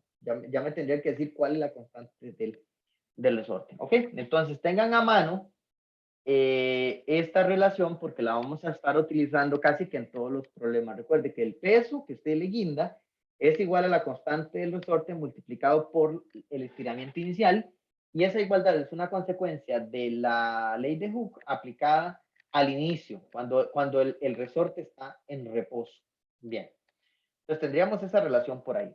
Ahora, lo que vamos a hacer es estudiar primero el movimiento más sencillo que usted ya ha estudiado, pero la idea mía es complementar las cosas que usted ya sabe. O sea, que usted diga, esto ya lo vi, pero el profesor me contó esto nuevo, me contó esto, ya le entendí esto mejor, o sea, eso es lo que yo quiero. ¿Sí? Entonces, el movimiento armónico simple o no amortiguado, es un movimiento no amortiguado, asume algo que en la vida real no pasa, pero por algo hay que empezar. Asume que la única fuerza que actúa sobre el sistema es la fuerza de restauración, lo cual en la vida real no es cierto. ¿Por qué? Porque el movimiento armónico, lo que me está diciendo es que es posible que un resorte oscile infinitamente sin mediar ninguna fuerza externa. Porque obviamente, ¿verdad? Si usted tiene un brazo mecánico que comienza ahí a aplicar una fuerza constante a un resorte, el resorte podría oscilar infinitamente. Mientras que no le quiten la fuerza externa, él oscila infinitamente. Pero ese no es el punto. Yo lo que estoy diciendo es, asuma que no tenemos ningún tipo de fuerza externa de nada. ¿Ok? Y aún así, el movimiento armónico lo que dice es que el resorte es capaz de oscilar infinitamente. ¿Por qué? Porque como asume que la única fuerza es la fuerza de restauración, entonces no considera otras fuerzas como la fricción, por ejemplo, fricción que puede que haber en el sistema mecánico, o por ejemplo la resistencia del aire, de los materiales, o sea, hay muchas cosas que hacen que el resorte tienda a estabilizarse, o sea, que en algún momento llegue a quedarse quieto. ¿Ok? Entonces, en la vida real, el movimiento armónico no existe. Eso es un modelo completamente ideal al vacío, en el cual usted supone que no hay ningún tipo de fricción de nada. Bueno, bien, entonces, lo que podemos probar matemáticamente, porque usted puede decir, sí, profe, yo todo eso que usted dijo ya lo sabía. Pero ¿qué podemos hacer nosotros? Probar matemáticamente que eso es cierto, probar que los movimientos armónicos matemáticamente generan oscilaciones infinitas. ¿Ok? Probar eso matemáticamente. Ok, entonces, para poder resolver el problema del movimiento armónico, nos vamos a apoyar nuevamente en la segunda ley de Newton, que me decía que la masa, la apunto aquí arriba, por la aceleración es igual a la sumatoria de fuerzas. Y en particular sabíamos también, que teníamos una relación por ahí que también es consecuencia de la segunda ley de Newton, que el peso es igual a la masa por la gravedad. Entonces, la segunda ley de Newton lo que me diría justamente es esto, ¿verdad? Aplicada a este fenómeno. Me diría que la masa, que es el peso entre la gravedad, multiplicado por la aceleración, o sea, esto es masa por aceleración, es igual a la sumatoria de fuerzas. Pero aquí estoy suponiendo que la única fuerza que existe es la fuerza de restauración, nada más. Y por eso es que aquí en la derecha estoy poniendo la fuerza de restauración. Es decir, estoy diciendo que la masa por la aceleración es igual a la fuerza de restauración del resorte. La cual puedo perfectamente pasar a sumar y se me convierte en esta ecuación diferencial, la cual vamos a analizar brevemente a continuación. Pero es importante saber que en todo fenómeno de este tipo usted va a tener condiciones iniciales. ¿Qué significan esas condiciones iniciales? Bueno, estas condiciones básicamente, la primera, si a mí me dicen que x0 es igual a algo, bueno, lo que me están diciendo es cuál es la posición inicial del resorte. De hecho, en este modelo de aquí, si yo asumo positivo hacia abajo, pues si la condición inicial es x de 0 igual a 1, lo que significa es que yo estiré el resorte y dejé el peso una unidad por debajo de la posición de equilibrio. Si más bien fuera x de 0 igual a menos 1, lo que significa es que lo comprimí una unidad hacia arriba de la posición de equilibrio. Digo arriba y abajo porque estoy en este modelo en el que sí tiene sentido hablar de arriba y abajo. Bien. Entonces, esta condición lo que me está diciendo es cuál es la posición inicial de la masa. ¿Estiré o comprimí el resorte? Si fuera x de 0 igual a 0, pues significa que la masa empieza desde la posición de equilibrio. Y este otro simplemente lo que me está diciendo es si existe alguna velocidad inicial para el movimiento, ¿verdad? Que normalmente uno necesita una velocidad inicial para poder ejecutar el movimiento. O sea, usted, si el resorte está quieto y usted no lo estira ni lo encoge, el resorte no se va a comenzar a mover, ¿verdad? Entonces, por eso uno necesita ciertas condiciones iniciales para darle vida al movimiento. Bien, pero vean lo que quiero que hagamos. Esta ecuación que está aquí, entonces es masa por una aceleración, un x segunda de t, más k por x de t igual a 0. Y nótese que esto es una ecuación lineal de orden 2 de coeficientes constantes. Y es homogénea.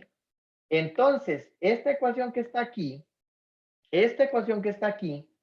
yo la puedo resolver. Ya yo sé resolverla. En notación de operadores, esto sería m por d cuadrado más k aplicado en x de t igual a 0. Y esto que está aquí, que espero que no se me enreden, voy a abrir un poquito más despacio. Ajá. Esto que está aquí, si yo quiero verla auxiliar en variable la que quieras, bueno, no es tan la que quiera, ¿verdad? No me use X, no, o sea, hay ciertas letras que no me puedes usar porque nos enredamos, ¿verdad? Con las que ya estamos usando acá. Digamos que es M por alfa cuadrado, donde la variable sería alfa, ¿verdad? La ecuación auxiliar es lo que estoy escribiendo, más k igual 0.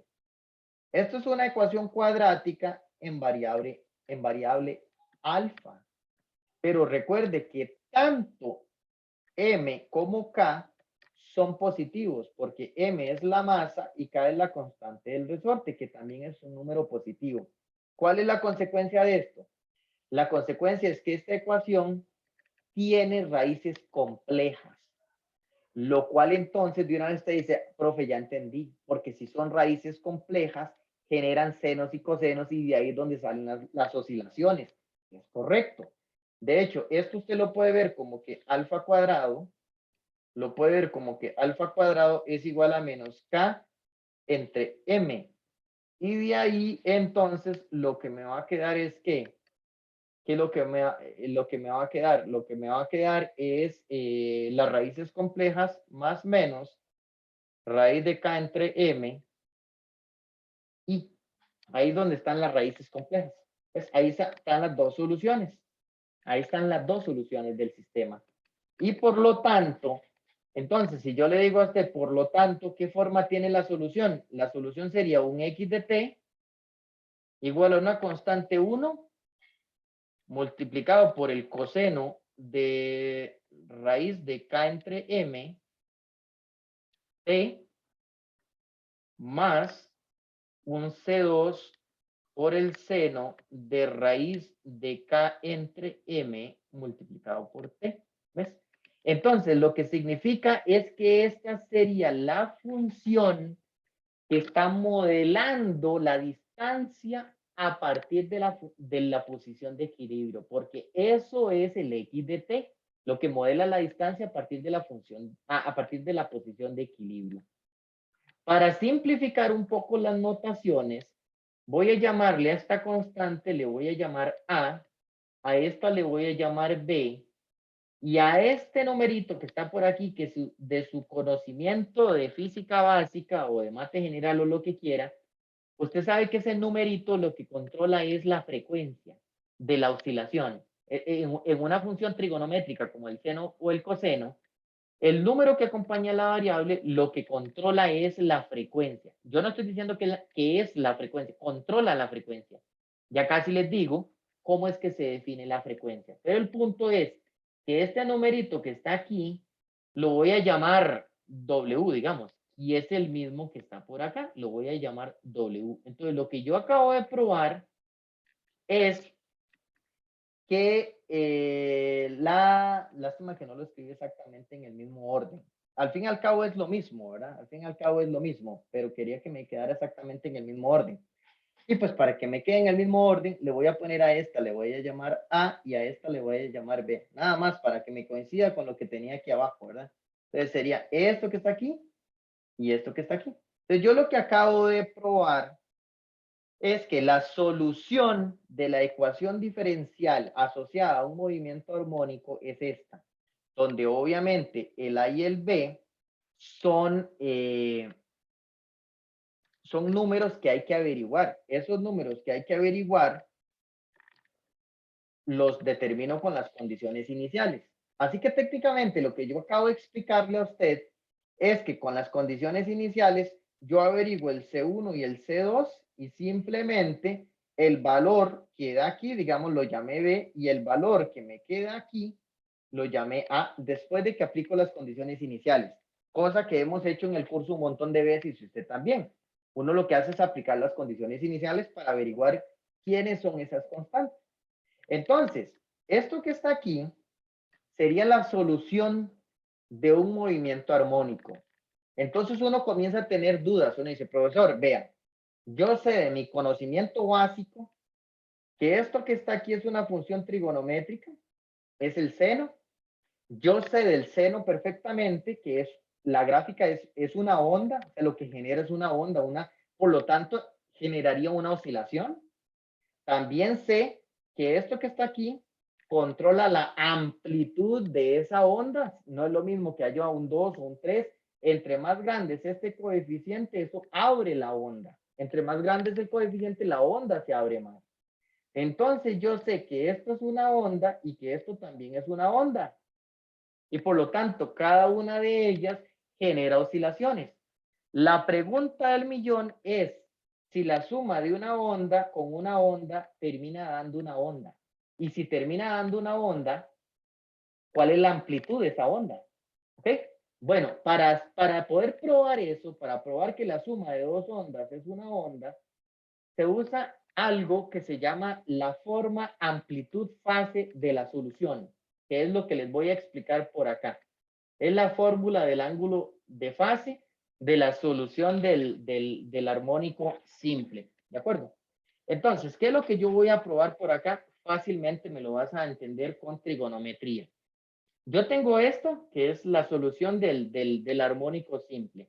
Lo que le voy a decir es, apoyémonos geométricamente de manera muy rapidita en este bendito triángulo que está por acá, donde estoy. Asumamos por un momento que el número que está aquí y el número que está aquí son números positivos. Asumamos eso.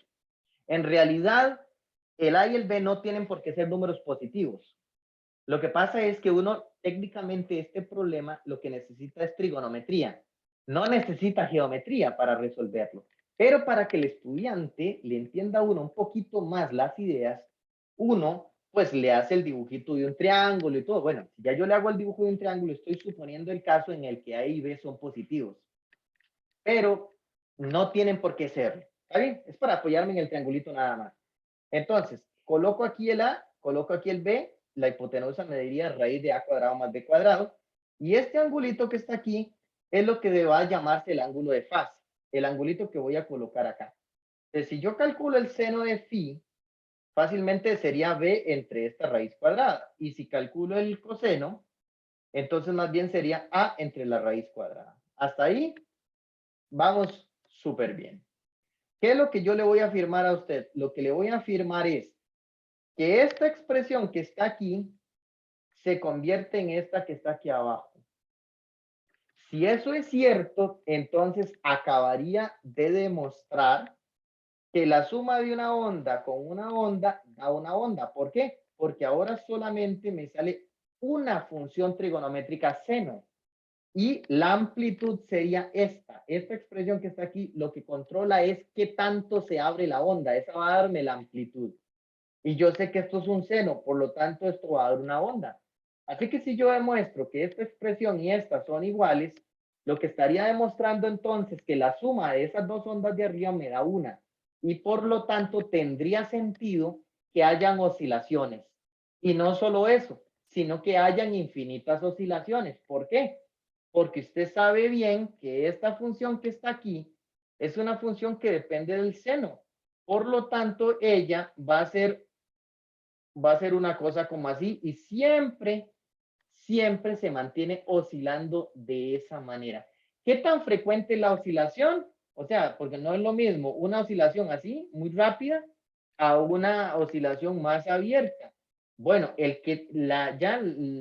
la frecuencia con la cual se va dando la oscilación depende específicamente de este W, depende del coeficiente de T, ¿ok?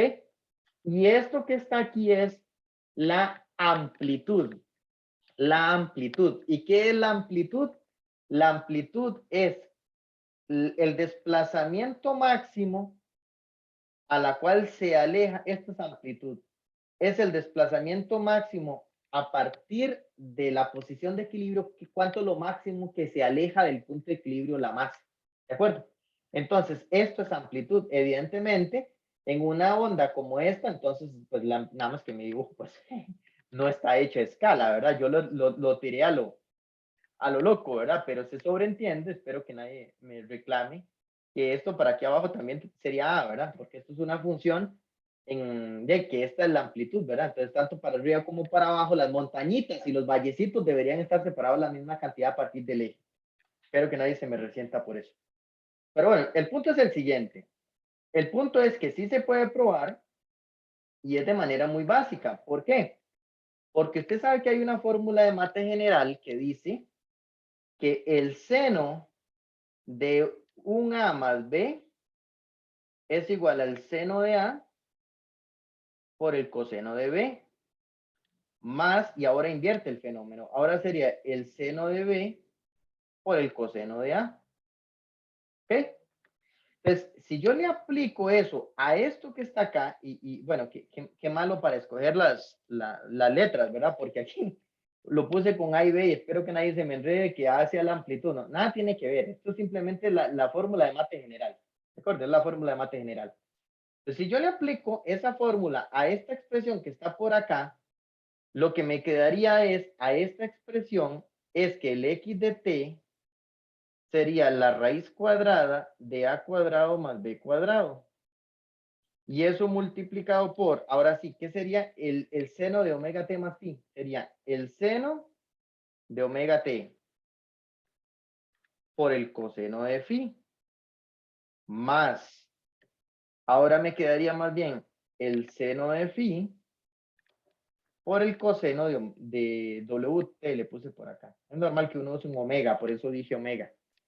Ahora, así como está, ponga mucha atención. Resulta que este bendito coseno, vea lo que está aquí arriba, es a entre la raíz de este coseno, es a entre la raíz cuadrada de a cuadrado más b cuadrado. Y este seno es b entre la raíz cuadrada de a cuadrado más b cuadrado. Si yo distribuyo la raíz, entonces, ¿qué es lo que me queda? Lo que me queda sería a por el seno de wt más b por el coseno de wt, que es exactamente lo que tengo aquí arriba. ¿Lo ven? Es exactamente lo que tengo ahí arriba. Entonces, lo que acabo de probar es que esta expresión que está aquí y la de arriba es exactamente lo mismo. ¿Cuál es la ventaja de la expresión de abajo? La ventaja de la de abajo es que ahí yo tengo una sola onda. En cambio, aquí yo tengo una suma de ondas.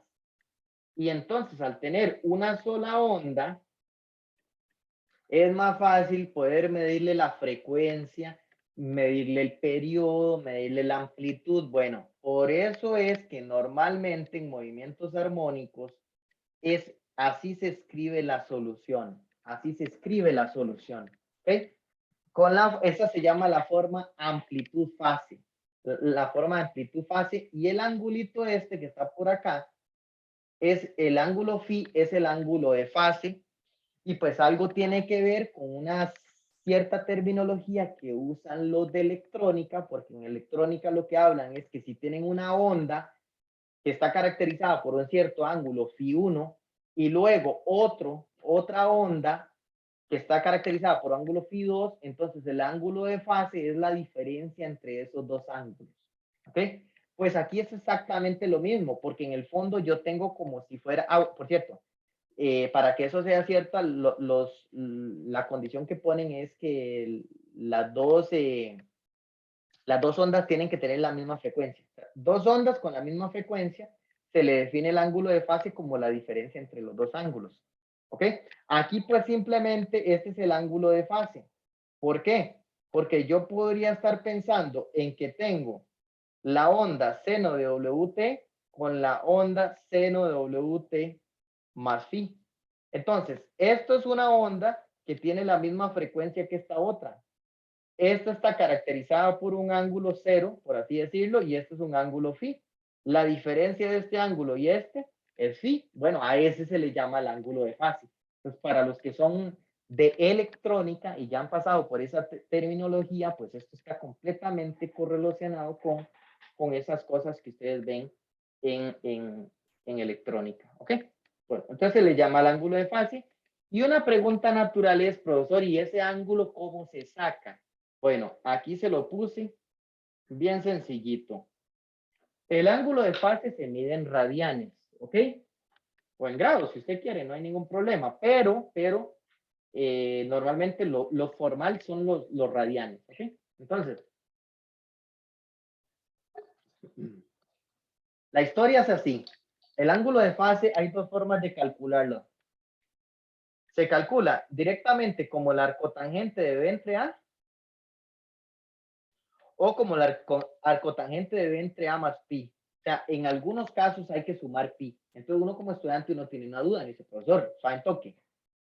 ¿Y de qué depende si le sumo o no? Depende de lo siguiente. Es que recuerden que aquí sí voy a invocar a mate general. Recuerden que la función arcotangente es una función que tiene dominio R y devuelve ángulos, ese es el codominio o el ámbito, de menos pi medios a pi medios. Ahí es donde trabaja el arcotangente. Nada más agarra números reales y me devuelve números de menos pi medios a pi medios. Entonces, el problema es el siguiente. El problema es que si usted está usando el arco tangente para detectar ángulos, los ángulos solo es capaz de detectarlos de menos pi medios a pi medios. Y en el círculo trigonométrico, de menos pi medios a pi medios es el primero y el cuarto cuadrante. Todo esto es puro mate general. Primero y cuarto cuadrante. Eso es de menos pi medios a pi medios. Entonces, lo que quiere decir es que es en estos dos cuadrantes donde la arcotangente tiene la capacidad de trabajar bien, de manera directa. Entonces, observe un poco la lógica. Si yo tengo, ponga mucha atención, si yo, de esto dependen los cálculos, y ahorita hacemos un ejemplo. Por ejemplo, nótese que esto es positivo y que esto es positivo, así que el denominador es mantequilla. Pero ya le dije que el A y el B en general no tienen por qué ser positivos, o sea, pueden ser negativos. El punto es el siguiente.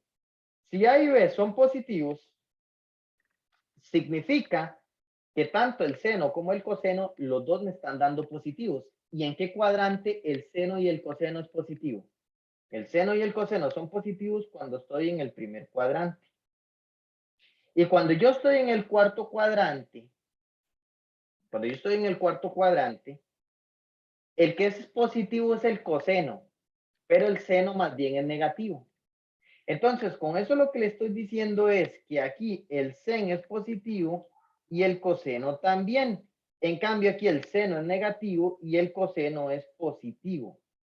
Por lo tanto, la arcotangente se puede calcular con el ángulo de fase se puede calcular con esta fórmula cuando usted está seguro que está, cuando pasa esto o cuando pasa esto. Que en el lenguaje de aquí arriba, lo que significaría es que aquí tanto A como B tienen que ser positivos. En cambio aquí, el B tiene que ser negativo y el A ser positivo, porque este es el que me está controlando al coseno y este es al seno. Entonces, de eso depende.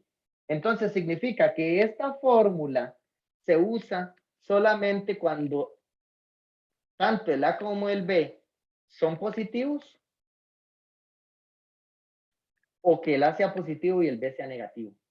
En cualquier otro caso, tenés que usar esta otra fórmula, tenés que sumar pi. ¿Y por qué es eso? Porque son los casos faltantes, los casos donde me va a caer en el segundo y en el tercer cuadrante. Y la arcotangente no tiene capacidad de detectar ángulos en el segundo o en el tercer cuadrante.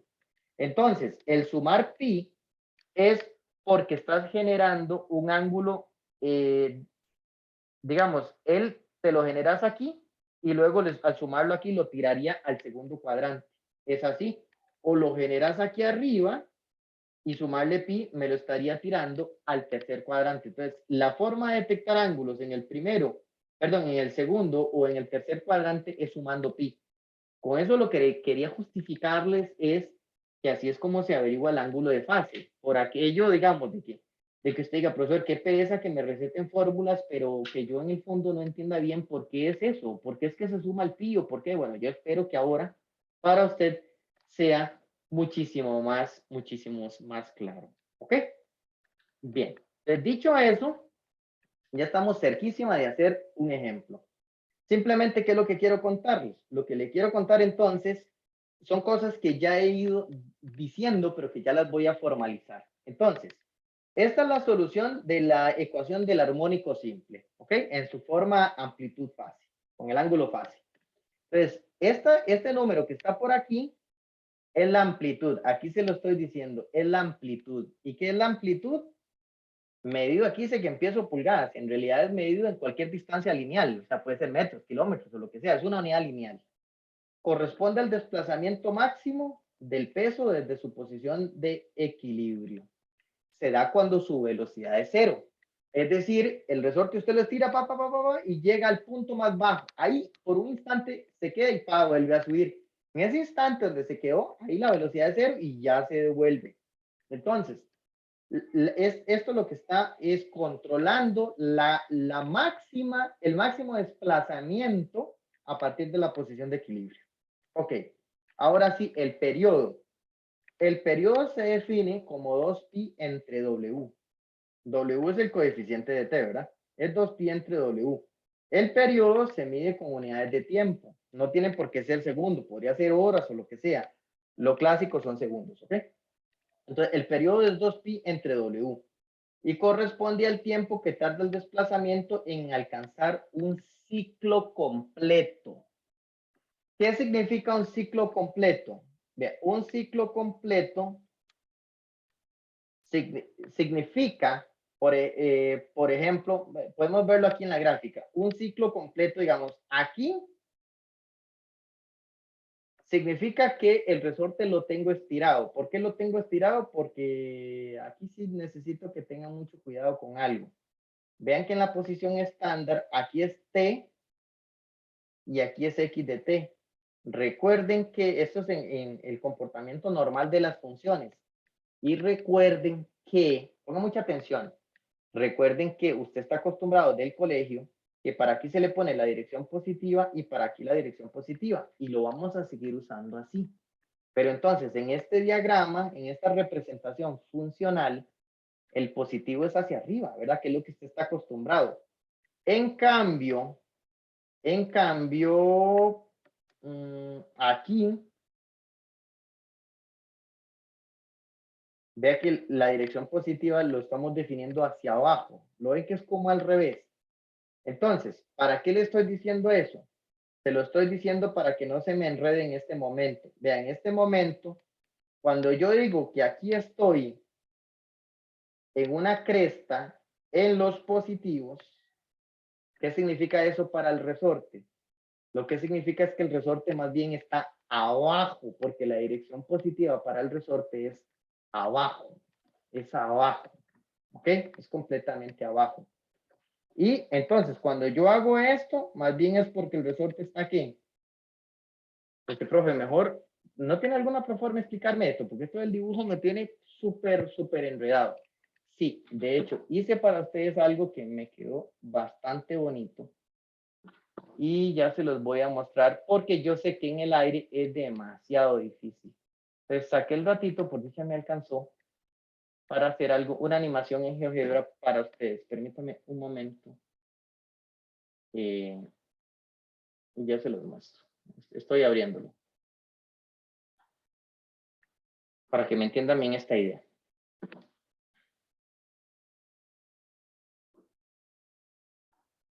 Okay. De hecho, voy a poner una cierta función que tengo por acá. Esto que está aquí, sí, correcto, ustedes están viendo mi pantalla del monitor. Vea, esto que está aquí es la solución de un problema que voy a hacer muy probablemente el viernes. Es un problema de armónico simple. Que si quiere veamos lo que dice para que usted vea la lógica. Aquí está el problema, la redacción dice. Se encontró experimentalmente que un peso de 6 libras estira un resorte 6 pulgadas. Ese es el estiramiento inicial. Ahí me están dando peso y estiramiento inicial. Con esa información yo podría sacar la constante del resorte.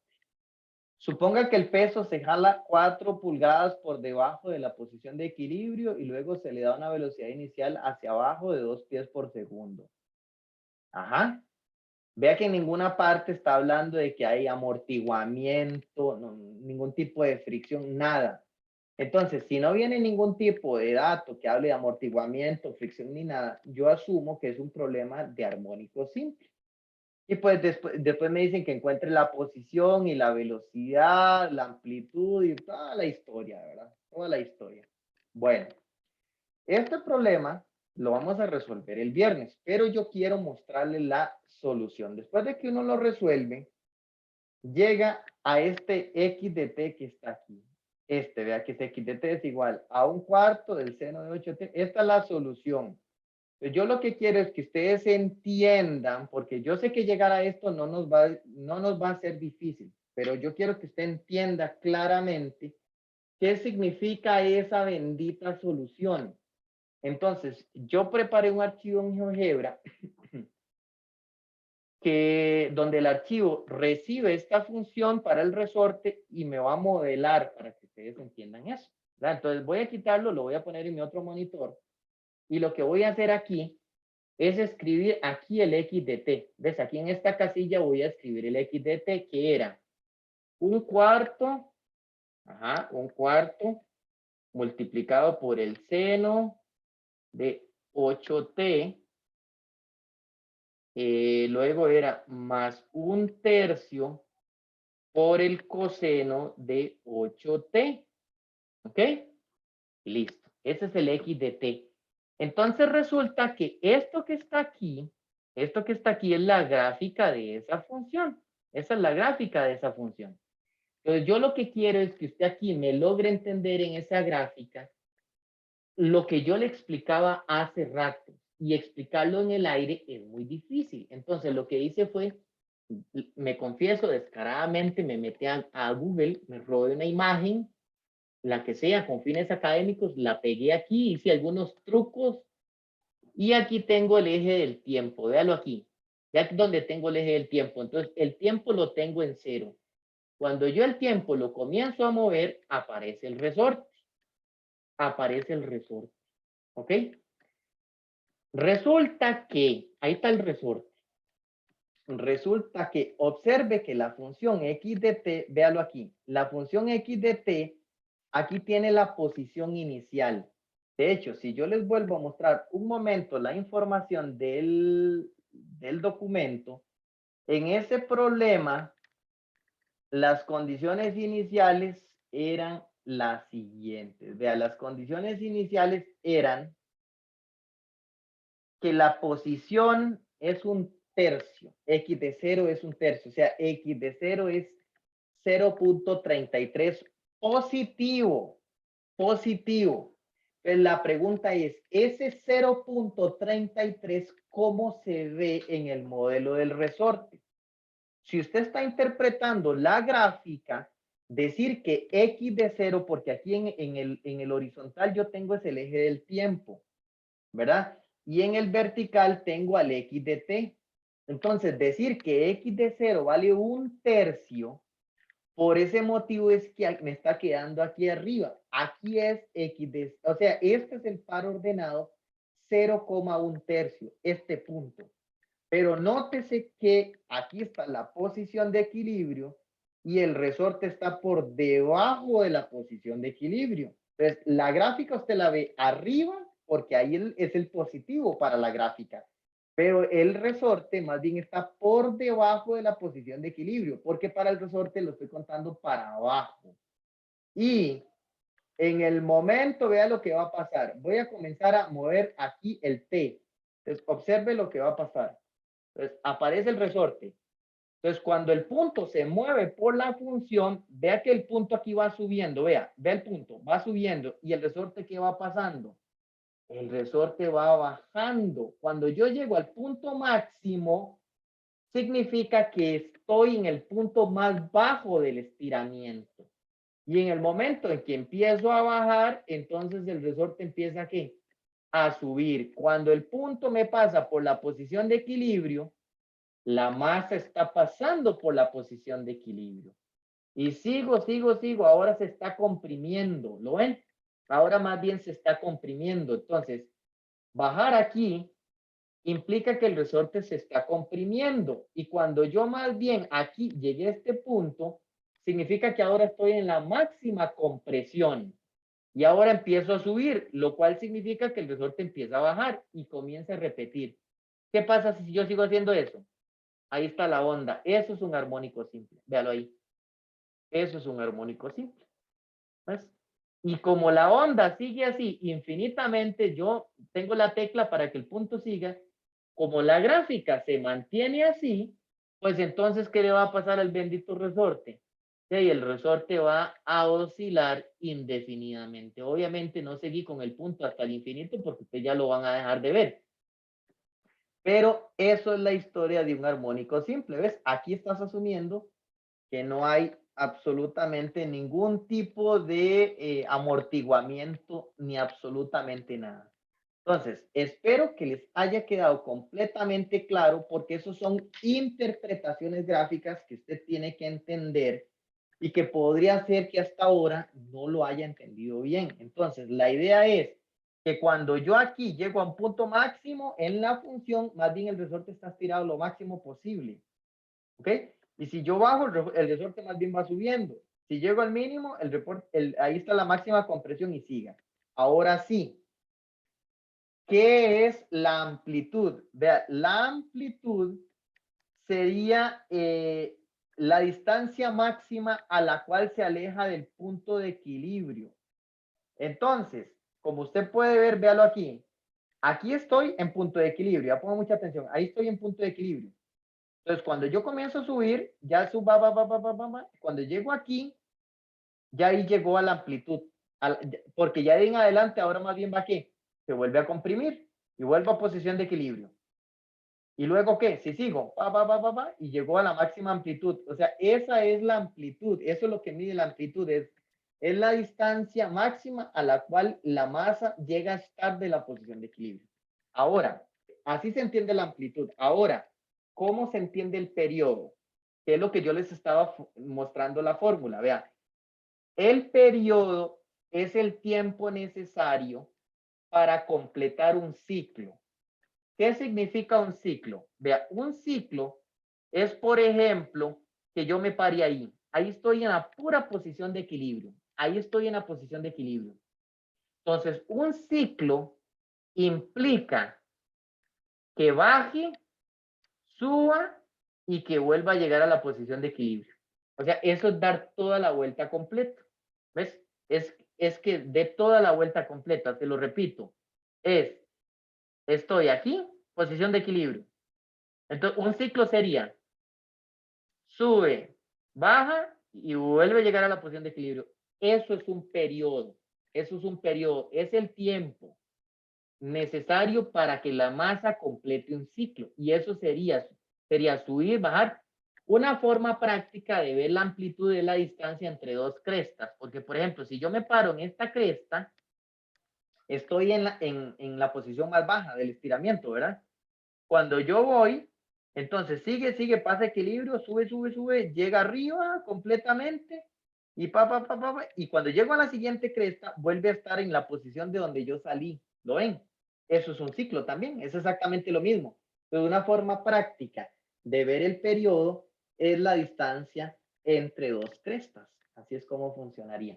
¿Ok? Y bueno, lo último que usted sabe, eso es el periodo. Lo último que usted sabe es la frecuencia. La frecuencia se define como 1 entre el periodo. ¿Y qué es lo que mide la frecuencia? Es la cantidad de ciclos. O sea, cuando digo un ciclo es este juego de que sale de una posición y da todo y vuelve a llegar a esa posición. La pregunta es, ¿cuántos ciclos de esos se dan en una unidad de tiempo? Es decir, ¿cuántos ciclos de esos en un segundo? ¿Cuántos ciclos de esos se dan en un minuto? Es por unidad de tiempo. Bueno, ¿cuántos ciclos? Eso sería la frecuencia. ¿Ves? Eso en términos prácticos es la frecuencia. Entonces, con eso espero que me hayan entendido bien la situación y lo que sigue en el próximo video, ahora sí ya resolver problemas. Pero para mí, de hecho, es resolver problemas y ya comenzar a meter amortiguamiento y todo. Yo voy a seguir, yo preparé este archivo para aquí que le metamos cualquier función. Entonces, aquí ya después le vamos a meter amortiguamiento y todo y vamos a ir viendo a ver las gráficas, cómo es que se comportan. ¿Ok? Y pues hacemos la parte de interpretación, porque qué bueno es que un ingeniero puede interpretar, y lo otro es saber también resolver, pero a veces uno sabe resolver y no sabe interpretar, que eso está mal, ¿de acuerdo? Con eso combinamos este video.